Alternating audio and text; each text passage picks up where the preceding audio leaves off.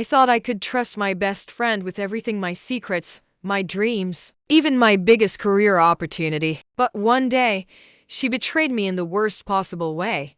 And I realized that in the workplace, even the people closest to you can be your fiercest rivals. Emma had always prided herself on being diligent, ambitious, and trustworthy. She had worked at Brightcheck Solutions for 3 years, climbing the ranks carefully, proving herself on every project. But nothing in her career had mattered as much as Project Luminary, a new initiative that could make or break careers, offering a lead role and a promotion to the employee who delivered the most innovative proposal. For months, Emma had poured her heart and soul into the project, working long nights, gathering data, and crafting the perfect presentation. Every spreadsheet, chart, and draft had been meticulously designed to reflect not just her skill, but her vision for the company. Her best friend at work, Cherry, had been by her side since Emma's first day. Cherry was charismatic, charming, and outwardly supportive, the kind of person everyone liked,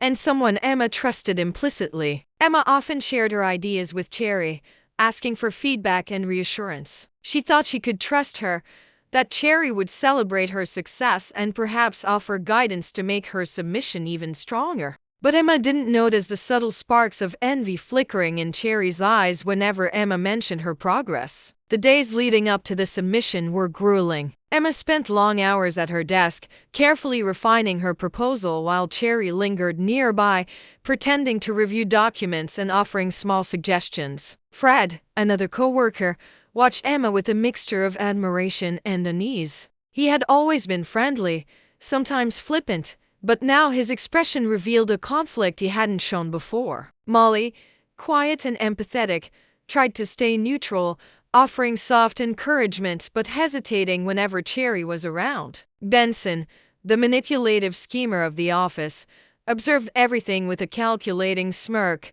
leaning against the doorway as though predicting every move. The night before submission, the office emptied, leaving Emma alone with the hum of computers and the flickering lights overhead. Cherry lingered behind, ostensibly catching up on minor edits, but Emma didn't notice the way she minimized Emma's files and opened her own email. That small action, hidden under the guise of teamwork, was the first sign that the betrayal had already begun.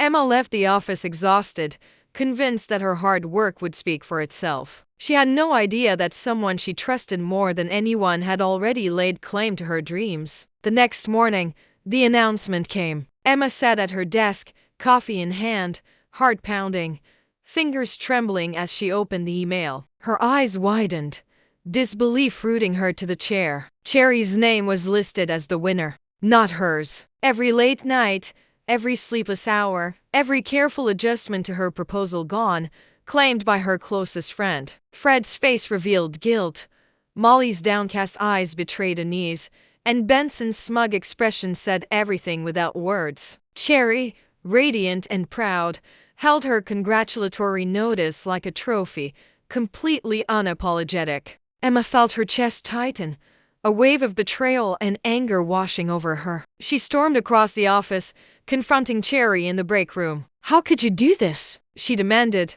her voice shaking with a mixture of hurt and rage. Cherry's response was calm, almost casual, her smile masking any remorse. "It's just survival, Emma," she said. "The office is competitive. I did what I had to do. Don't take it personally."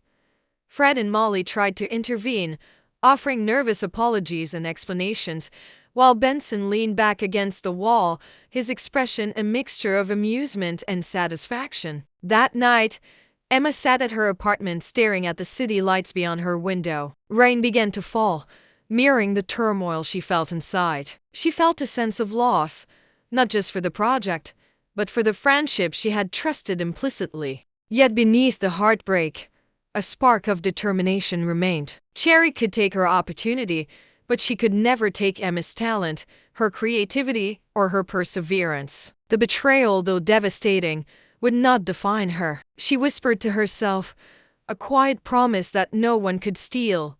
She would rise, stronger and more determined than ever. Emma sat alone in her apartment, staring at the rain streaking down the window. The betrayal still burned in her chest, but a quiet determination began to take root. She knew one thing for certain: Cherry had stolen the first battle, but she would not steal the war. The next opportunity would be hers, and this time, she would make sure there was no way Cherry could claim her work as her own. But what happens next? How will Emma gather the courage and the strategy to reclaim what's hers? Will Fred and Molly finally step up?